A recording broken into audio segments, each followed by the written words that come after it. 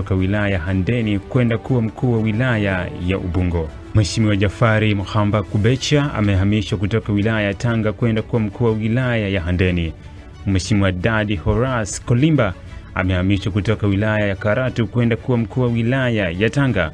Bwana Lamek Karanga Nganga ameteuliwa kuwa mkuu wa wilaya ya Karatu, na kabla ya uteuzi huu Bwana Nganga alikuwa katibu tawala wa wilaya ya Karatu.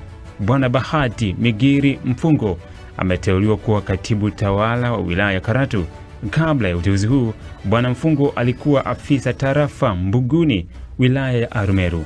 Bwana Lazaro Jacobo Twange ameteuliwa kuwa mkurugenzi mtendaji wa shirika la umeme Tanzania TANESCO, na kabla ya uteuzi huu Bwana Twange alikuwa mkuu wa wilaya ya Ubungo. Na Bwana Andrew William Masawe ameteuliwa kuwa mwenyekiti wa baraza la chuo kikuu cha Sokoine cha kilimo